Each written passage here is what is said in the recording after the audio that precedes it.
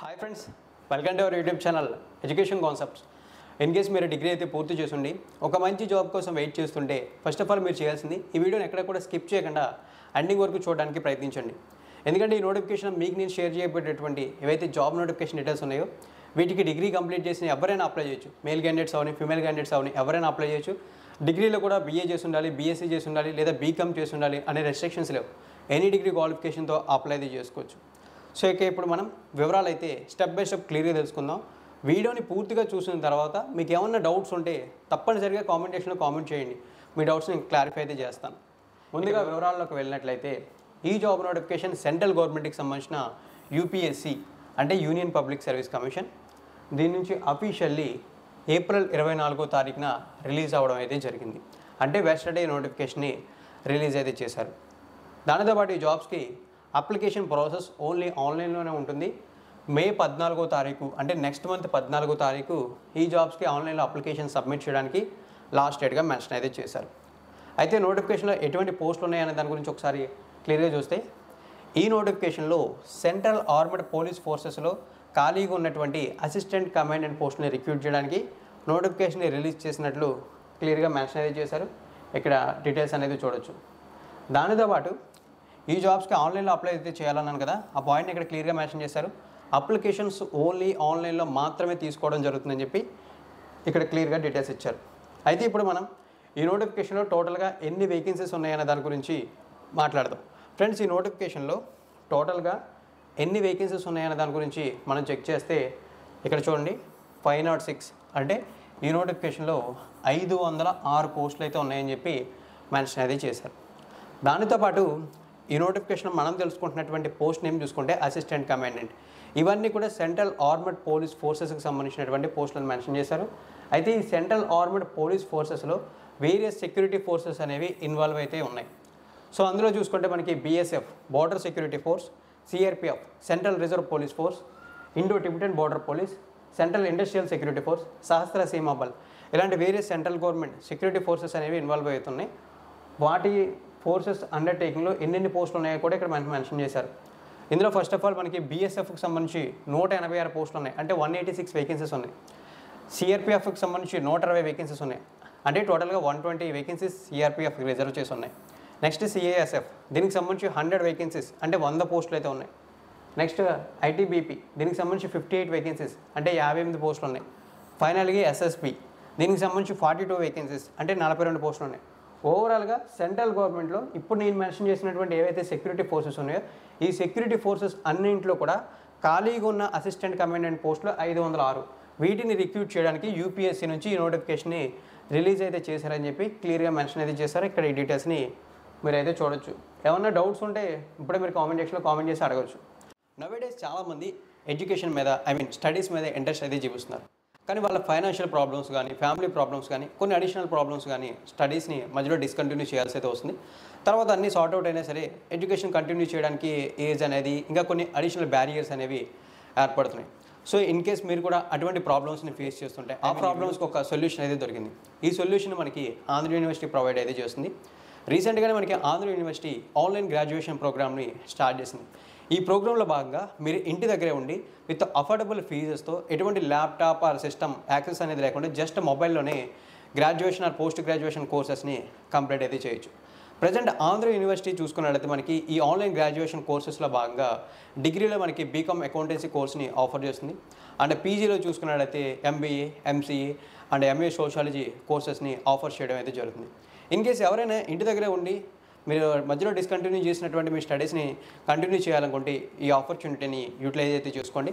And also చాలామందికి వచ్చేటటువంటి doubts online graduation అనేది సేఫేనా, దీనికి రికగ్నైజేషన్ ఉంటుందా లేదా అని చెప్పి సేఫా కాదని ఆలోచించాల్సిన అవసరం లేదు.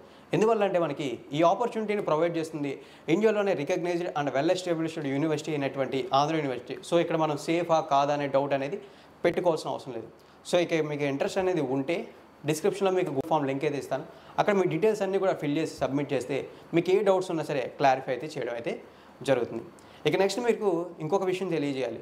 మీరు ఏదైతే ఈ ఆన్లైన్ గ్రాడ్యుయేషన్ ప్రోగ్రామ్ ఉంటుంది ఈ ప్రోగ్రాంలో మీరు రిజిస్టర్ అయ్యి మీరు ఈ గ్రాడ్యుయేషన్ ప్రోగ్రామ్ని యాక్సెస్ అయితే చేస్తే మీకు ఏదైతే లెర్నింగ్ మెటీరియల్ ఉంటుందో దీన్ని ఆంధ్ర యూనివర్సిటీ ప్రొవైడ్ చేస్తుంది. ఇందులో మీకు ఈ books, study guides, practice test, discussion forms అన్నింటినీ కూడా ఆంధ్ర యూనివర్సిటీ మీకు ప్రొవైడ్ చేయడం జరుగుతుంది. దానితో పాటు ఇంకొక విషయం మీరు తెలుసుకోవాలి. ఆ విషయం ఏంటంటే ఆంధ్ర యూనివర్సిటీ స్టార్ట్ చేసిన ఈ ఆన్లైన్ గ్రాడ్యుయేషన్ ప్రోగ్రామ్కి నోటబుల్ అల్యూమినీస్ కింద doctor M Venkaiah Naidu garu, former vice president of India, doctor Duvvuri Subbarao garu, former governor of reserve bank of India, Shrimati Mini Ipe, ఈమె చూసుకుంటే managing director of LIC of India, justice J Chalameswararao garu, former judge of supreme court of India. So వీళ్ళందరూ కూడా ఈ online graduation ప్రోగ్రామ్కి ఆంధ్ర యూనివర్సిటీకి notable అల్యూమినీస్గా ఉన్నారు. So ఇక ఎందుకు ఆలోచిస్తున్నారు? మీకు డిస్క్రిప్షన్లో లింక్స్ అయితే ప్రొవైడ్ చేస్తాను గూగుల్ ఫామ్కి సంబంధించి. అక్కడ క్లిక్ చేసి మీ డీటెయిల్స్ అన్ని కూడా ఫిల్ చేసి సబ్మిట్ చేసి ఏదైతే మీరు మధ్యలో స్టాప్ చేసినటువంటి మీ ఎడ్యుకేషన్ ఉంటుందో దాన్ని మళ్ళీ అయితే స్టార్ట్ చేసుకోండి. దానితో పాటు ఈ జాబ్స్కి అప్లై చేసిన తర్వాత మనకు ఒక ఎగ్జామ్ అనేది కండక్ట్ చేస్తారు, రిటన్ ఎగ్జామ్. ఆ రిటన్ ఎగ్జామ్ ఎక్కడ జరుగుతుందో అనే ఎగ్జామ్ సెంటర్కి సంబంధించిన డీటెయిల్స్ని కూడా నోటిఫికేషన్ స్టార్టింగ్లోనే ఇచ్చారు. సో మనం తెలుసుకోవాల్సింది ఆంధ్రప్రదేశ్ అండ్ తెలంగాణలో ఎగ్జామ్ సెంటర్స్ ఎక్కడ ఉంటాయని చెప్పి.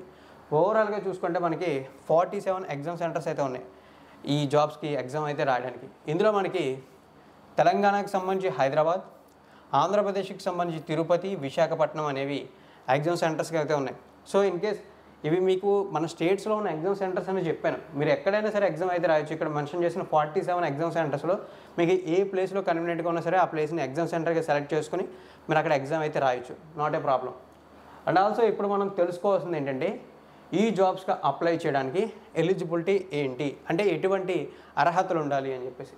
ఫ్రెండ్స్, ఈ జాబ్స్కి అప్లై చేయడానికి ఎలిజిబిలిటీ కండిషన్స్లో ఫస్ట్ ఆఫ్ ఆల్ మెన్షన్ చేసింది ఏంటంటే నేషనాలిటీ.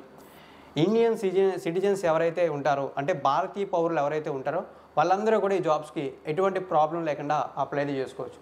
దానితోపాటు both male candidates and female candidates ఇద్దరికీ కూడా అప్లై చేసుకోవడానికి ఎలిజిబిలిటీ ఉంది. చాలామంది సెంట్రల్ ఆర్మడ్ పోలీస్ ఫోర్సెస్ అని కానీ ఓన్లీ మేల్ క్యాండిడేట్స్ అనుకుంటారని చెప్పేసి ఈ పాయింట్ని హైలైట్ అయితే చేశారు. ఇక next age limits. Age limits విషయంలో ఇక్కడ మీరు చూసుకున్నట్లయితే ఈ జాబ్కి అప్లై చేసే క్యాండిడేట్ ఎవరైతే ఉంటారో వాళ్ళకి మినిమం 20 ఇయర్స్ ఉండాలి, అంటే 20 సంవత్సరాలు ఉండాలి. మ్యాక్సిమం 25 సంవత్సరాల వరకు అప్లై అయితే చేయొచ్చు అని చెప్పి మెన్షన్ అయితే చేశారు.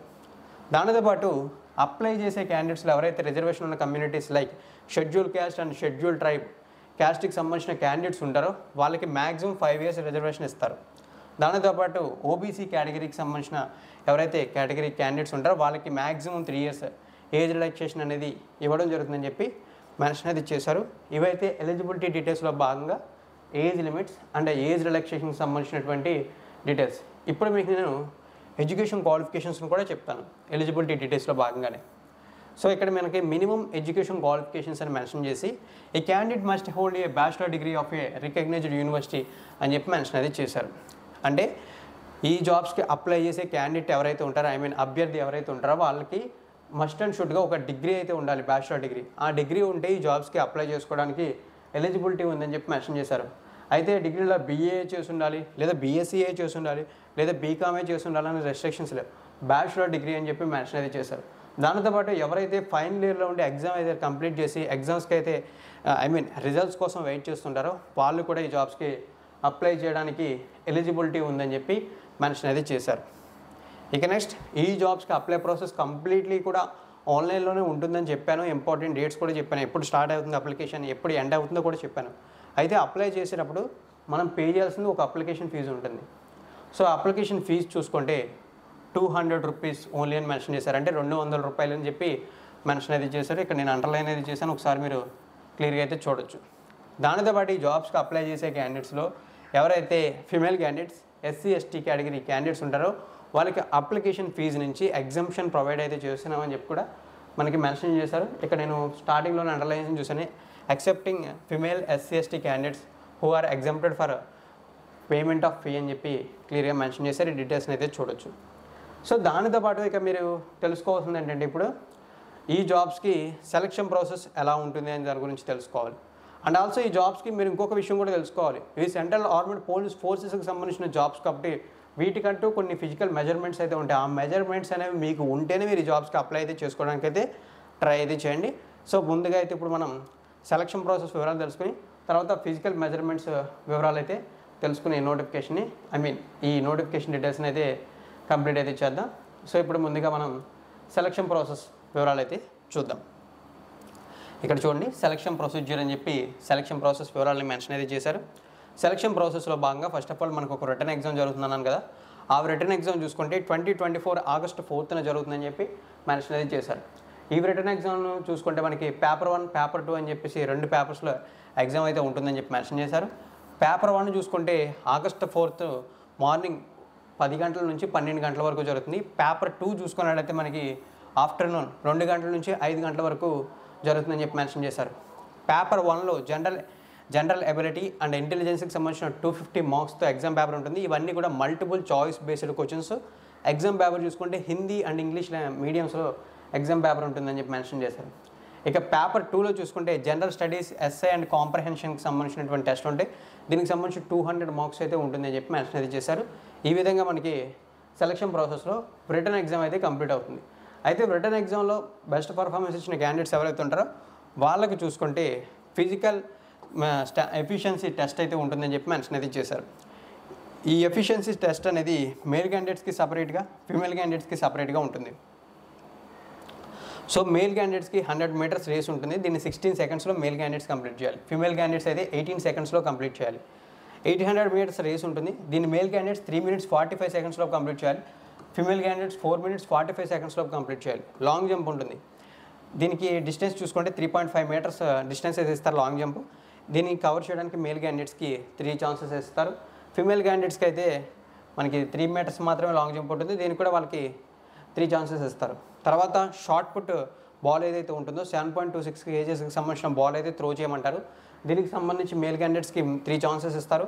4.5 మీటర్స్ డిస్టెన్స్ అయితే త్రో చేయాల్సి ఉంటుంది. ఫీమేల్ క్యాండిడేట్స్కి ఈ షార్ట్ పుట్ బాల్ త్రో అనేది ఉండదని చెప్పేసి ఇక్కడ మెన్షన్ అయితే చేశారు.